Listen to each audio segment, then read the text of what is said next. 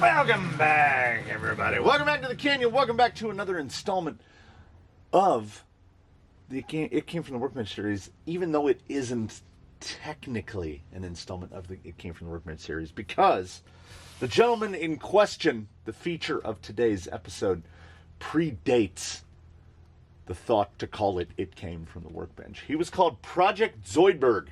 And he is Zoidberg, and he is a project, and he is ongoing, and he is ever ongoing. And he was named Zoidberg. His name came about because he began as a Capra, caged Capra. And when I put a front axle on the rear and made him four-wheel steer, and the first time I did crab, and he went, before I learned use a separate wheel, when we were just using channel mixing, and you would set it to crab, you could just whip the wheel side to side, and he would go, whoop, whoop, whoop, whoop, whoop, whoop. So, Zoidberg he was, Zoidberg he became. Zoidberg has undergone something of a transformation. With each successive iteration, perhaps a little bit less Capra remains. He has Capra axles. And inside those Capra axles are the last little surviving bits of what he was when he was bought as a Capra kit. Because as you may remember, if you go through the history of it, before he was on 2.2 Ruptures, before all of that, when we first found out that the Capra gearbox is not a thing that we like, we exchanged that for this, an Amazon dig box, which went through a number of iterations, including running a full-size servo, using the servo as a platform to which to mount the electronics. Potentially, Zoidberg has gone through more chassis changes than any other vehicle in the fleet, because we just kept trying to get it where we wanted to get it. And this chassis was built specifically to accommodate this body, J-Concept's bar for short course. So he has a 350 millimeter wheelbase, 13 3/4 inches, and yet looks absolutely to scale because the 2.2 Rupture is enormous. You might notice some sparkliness down here, and the sparkliness continues. It is featured at both ends. So Zoidberg is now sporting super shafty axle housings with almost all of the guts that were in them previously, as when he was given overdrive, I had no idea what it was. There's a little explanation that's needed here, because Zoidberg has something that doesn't ordinarily happen in the Canyon in installments of It Came From the Workbench, or things that are parallel to It Came From the Workbench, which is there's stuff that you missed. And the stuff that you missed was I was out wheeling him. A gentleman was over. The gentleman responsible for the super shaft he's on here, we've done a little bit of horse trading, a little bit of swapping and trading in order to place these axles here, as he has moved on to shenanigans like this. Big old deluxe with some fancy. So this is what was taking place of this on his vehicle. And hopefully he has two builds. Hopefully they will be featured on the channel at some point in the near or far future. Just, to give you an idea of how the other half lives. So, super shafty axle housings, something that I would ordinarily, that's not a thing I would do. So I was out driving Zoidberg, and as you know, as I had just mentioned, Zoidberg is four-wheel steer, and Zoidberg was previously fitted with dig, and I said, I have come to a conclusion, and that conclusion is this: if you're going to build a rig, and you're going to build it four-wheel steer, you don't even need to bother with dig, because it's really one or the other. And I would almost never engage dig. I'm talking like once a day, maybe. So I was like, I bet we could purge quite a bit of weight if we remove this. And he said, why don't you put a 2-low in there? And I did that. So now, instead of the big thing that we had before, this is the heart of Zoidberg. Is a 2-low, still with the 900. Actually, I rescind that. Not still with the 900. This is Rusty's 900. Zoidberg used to run a 760 because, unbeknownst to me, because I had no recollection of buying it, in this paper towel right here are his portal gears. And that's the part that you missed out on, because these are 1520, which are known as the wild portal gears. And as you may or may not know, the 2-low gearbox has 30% rear underdrive. Those gears that are still sitting greasy in that paper towel are 36% overdrive.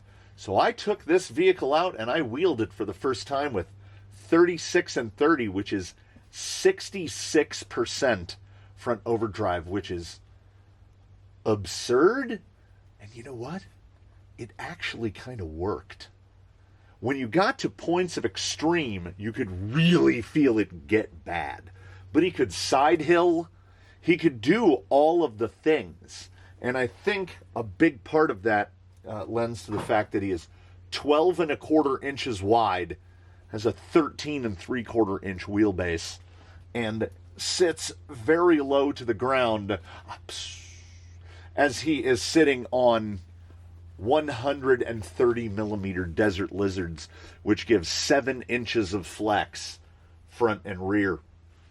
So his weight is so low. The middle of the gearbox is like at the line of the axles. I don't think I could lower the weight any more than I already have. He got a full spa day over the past couple days, including changing all of the rod ends out to new rod ends, all new upper links to get the pinion angles exactly as I wanted them. Some of his rod ends were just a completely flat Delrin skid. It wants to ride right on these. So I went to TRX4 inners and element outers, cobbled together the uppers to get them the way I wanted them. I fabricated 2 overly bent tie rods out of just 4 millimeter steel and then tempered them. And the steel is super mild, so it didn't take a fantastic temper, but they are definitely more firm. You can literally just bend that steel by hand. So you can't bend it by hand anymore. And I put offset axial ends on it to kind of pop them up. And I think they stay out of the way pretty well. This is a 4S rig all day because RS500Bs don't really enjoy 3S that much. You hear that, right? Also, do you see the coping? The coving that we did on the... Oh, yeah. How am I not mentioning? I needed to put a shim under the gearbox in order to get the motor to clear this suspension link. And it also, that screw, I had to mount them backwards, and then I had to take that screw on the lathe and turn the head down. As you can see, it had already put some little grooves in it. There is a shim under that gearbox that is both tilted this way to stand this up, and it is tilted this way to get that motor to clear, because we're in that 1.5 millimeters of clearance on that side. Another one of those instances where if we weren't fitted with a 3548, like if there's a little pancake in here, there's no problem. The motor's way back here. Like even a 3530 would have been no problem. But he's not particularly light. He's running the biggest hex weights you can find. They're like 300 grams each or some ridiculous amount. And then all of the brass in the front, inner, outer, knuckle weight. Like, we got to keep that brass down in the front. And I have long said that the non-secret, the key to four-wheel steer is stretch that wheelbase. And the more he got stretched, the better his four-wheel steer performance got. He started at that like 324, 323, 324, and he's now up to 350. So we just lengthened it out an inch. And with the bar body, which the gentleman who brought these into the Canyon's possession said, he said, you should just build yourself a sporty at this point. And I said, well, isn't he kind of a sporty? And he said, I don't know what that thing is. And I said, well, it's a Behemoth. And he said, I agree with that. He goes, what you need to do is you need to get rid of that body. He said, I'm okay with the look of it. He goes, but it's just too big. So I took the body and I took a piece of cardboard shipping tube and I heat rolled these edges over because they used to just point straight down. I think somewhere around here I have another bar. Ordinarily the bar side just comes down like that. And I mean, I agree. That is because it's designed to fit around a slash. So the Nerf bars would be right up against here. These used to have body posts that went to the Nerf bars on like a buggied slash. So I absolutely agree. So a little heat and a little rolling tucked these in nice. And I just appreciate the scale of him. So we took the wild gears out. 66% is too much. Way too much. He's now sitting on 30. He's got regular ring and pinion, regular portal gears all the way around. Just the 30% from the gearbox. You hear that click? You hear that click? You hear it, right? It's a little grindy. I have no idea what it is. I had it completely apart. I tested it with just the gear. I thought because if you're unfamiliar with a Tulo, they only use 2 screws that attach the bottom of it, and they're offset. Right. So when I had to build the shim attaches to the regular 4 holes. This one actually goes through the shim and into the gearbox itself. And then there's another screw down over here that is just into the gearbox from the shim. So I bolt the gearbox first to the shim, then bolt the shim in the rest of the way. I thought maybe one of those screws is too long because the screws penetrate into the gearbox and you can touch a gear and brrr. I didn't do that. Under no load, there's no noise. I thought it was the drive shafts. So I replaced the drive shafts with some cut to lengths. And because of the and why I had to do that is because of the placement of this gearbox versus the other gearbox, you can see that's the rear drive shaft and this is the front drive shaft. The front drive shaft is an inch and a half, at least 40 millimeters longer because the gearbox is sort of past amidships. It's kind of an odd setup, honestly. And I'm thinking I want to try around 40%. We want to get into that VFD territory because I was genuinely surprised at what we got out of 66%. 66% is too much, but what 66% does us is right over here in a paper towel are the wild overdrive gears. I now have housings. I have all the pieces to build a full rear axle. I need, I think, just the front. Well, they use the same shafts front and rear. I might have enough to build a full plastic set of Capra axles. At least I'm very close. If I'm not there, I'm very close. And I just going to put regular ring and pinion. I'm going to put the wild overdrive to 36%. And we are going to build ourselves a Canyon Sporty at some point. That, who knows when that is falling into the list of builds to do. But that is definitely the goal, to build a Canyon Sporty with as much Canyon in it as we can. So I will be doing the whole chassis. I'll be figuring out how to do the links, all of the stuff. We're going to try to keep its weight. I am going to go 2 kilo. That's the goal. The goal is 2 kilo, 4.4 pounds. That's where I want to get to. Because this guy is more than that. But hands don't really show to scale how, like, if we put a 1.9 tire, he's enormous. He is a true behemoth. And he's an absolute blasty. So I do have a little bit of wheeling experience on him on 66% and a little bit on 30%. And I think 40 might be the hot number. And that's just change a ring and pinion at one end or the other. Either put an overdrive in the front or an underdrive in the rear and go 40% split. Because, I don't know, there's something alchemical about the reactions that are going on here. And you know what you got to do? Also, I had to refabricate these. He took a drop from, I don't know, 4 or 5 feet straight upside down, which these J Concepts bodies are like, they're like armor. They will not die. But about 4 or 5 feet straight onto the top, and it folded these up because I had just taken regular body posts and just screwed them on like that. So this I made by taking the super long ones that you get with the Vanquish body posts, cutting them down to fit, and then we put a little brace on it so that they can't wiggle. And I think we are ready to do some mashing about. Zoidberg, Project Zoidberg, which what I guess I unwittingly built something akin to a super sporty. He's a sportsman.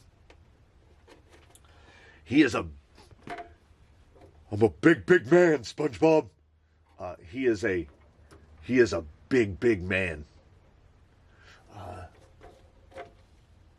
In the spirit of the canyon, where no two are alike, there has not ever been a Zoidberg, and there will never be another Zoidberg.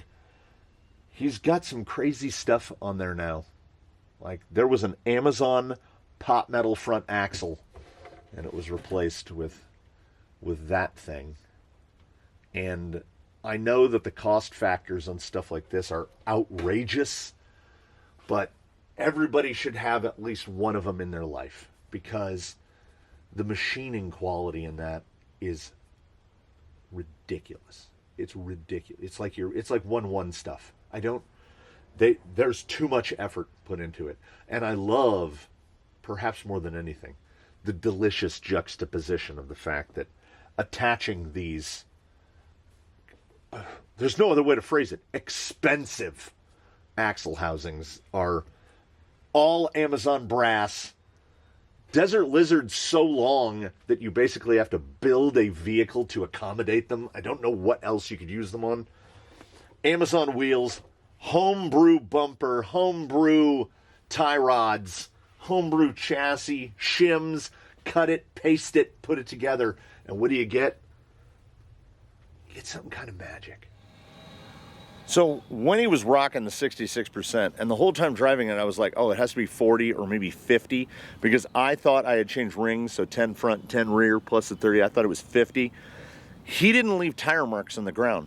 The rear was moving so slowly, it looked like something was broken. And the rears were just he just left 2 drag marks. Like, it looked like someone was dragging a body, and the heels were just leaving grooves in the dirt. And I am a person who has said vocally that I don't really care for underdrive, overdrive above 25%. Well, as it turns out, there are situations where above 25% absolutely works, and this guy is one of them, because did we really detect anything in the way of hesitation there? Once we got a breach across, and if I had put a little bit of four-wheel steer into it, I think we would have cleared that first lip. He is a machine. He is a beast. You point him, as I said many times, the further you go to the right, the better you're doing. Got the belly hung there a little.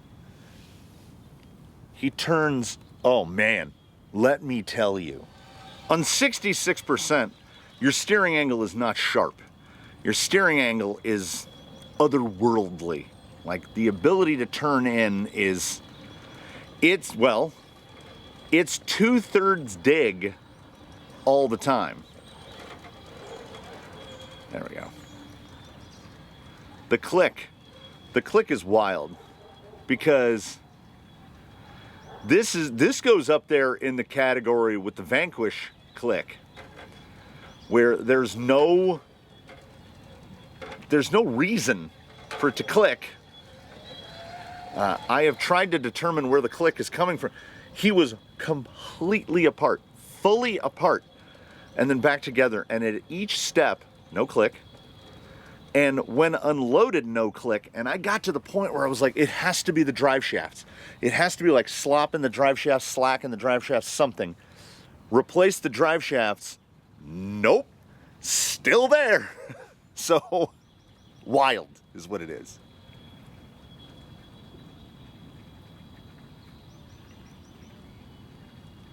That low, man. And I know it's subjective. It's all very subjective, but I love the look of him so much. I love the look of him so much. And I do wish that I could have bent the sides in a little bit more, but I got the sides so perfectly matched, at least to my eye. I couldn't mess with it. I said, they're curved. There's no like huge warps in the side of the body, because heating Lexan, particularly the Lexan that's already been painted, is an iffy proposition at best. And when they came out looking pretty even, just by, so I would pin the edge of the body down with the cardboard tube, heat it on both sides, and just kind of, like, I'm making hand gestures behind the camera. If you've ever seen somebody shape a hat, it was like I was shaping a hat. And when they came out looking mostly the same, I was like, you've done it. Don't touch it again. And if you want to talk about someone who doesn't have issues transitioning onto yellows, I don't know if there's an angle dumb enough. Well, there it is. I was going to say, I don't know if there's an angle dumb enough that I could take to flop him. But if you want to flop this guy, you got to do it on purpose.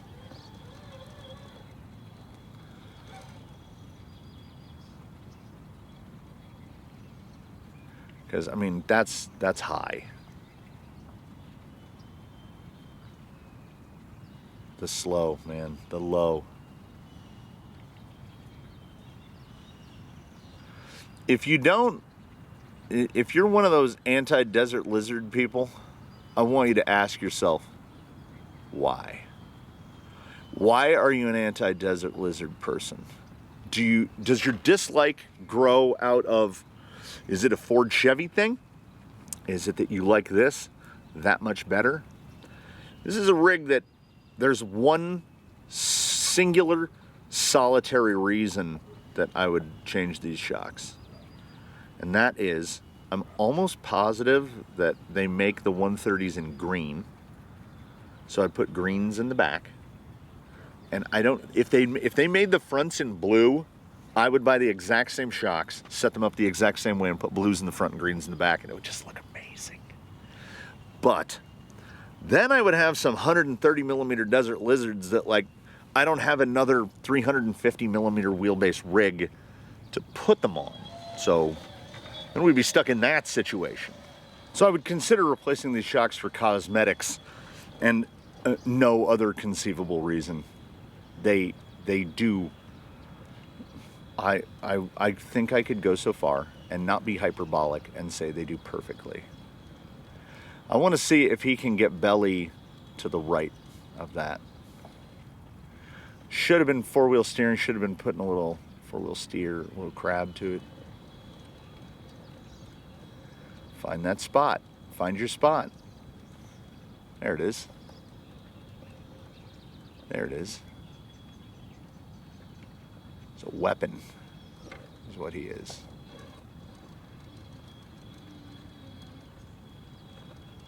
What a ridiculous thing. And so good. Ridiculous and good in absolutely equal measure. But never think for a moment that there aren't compromises constantly taking place. As I said, he is 12.25 inches wide to go with that 350 millimeter wheelbase. We tapped that top one.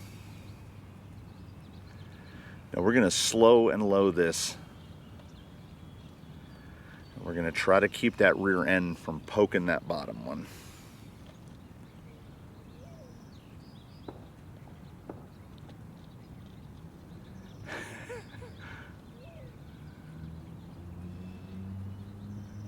It's the beauty of the canyon gate.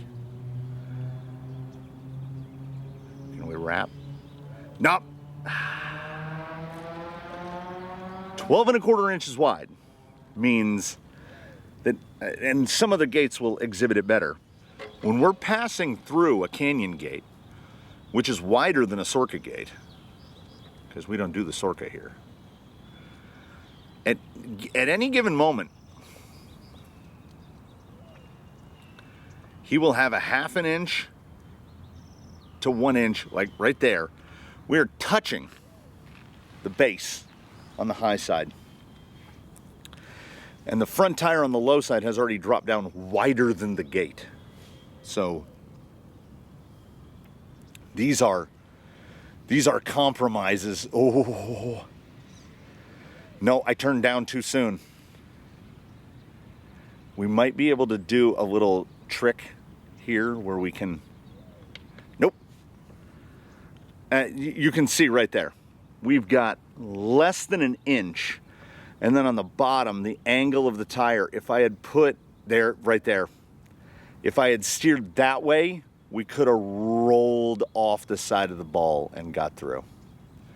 So you will use four-wheel steer constantly on this setup. And the reason that we deleted dig is because we weren't using the dig. And the goal, I mean, if you're going to build a four-wheel steer rig, build it to use that four-wheel steer. Get up. Don't drop. We'll give him another. I think of the current resident fleet in the canyon, I think Zoidberg, I can't see that top gate at all. I think Zoidberg has the highest possibility of putting up the best possible score at the 9. But the run would have to be flawless, because he can pass gates that give other rigs real problem. See, like slid that rear down. I didn't four-wheel steer in time. Need to pull that. If I can pull across right here, right there. Nope, cut it back too soon. Try it again. With four-wheel steer, you can almost do something akin to reverse without using reverse. Like, I keep counter steering back too quickly. There we are. It would have to be perfect. I would have to come out here and test run this thing, just practice over and over and over. And I get the feeling there's something about him that might be a bit like riding the backwards bicycle, where I would get to a certain point where I become so comfortable driving this, need more right here, there, that I'll grab another controller, get another rig, and not understand how to operate mortals anymore. Oh, that was such a light touch. That is what you can't do to run a perfect score here. The tiniest, because he's so wide, look right here. It's an inch on either side. The tiniest of errors, and because he is indeed a behemoth, you will be knocking balls everywhere. As there is still a lot of that muscle memory in me, where I'm hitting the high gate far more often than I'm hitting the low gate. I think he got it. Yep. I'm just gonna leave that ball off.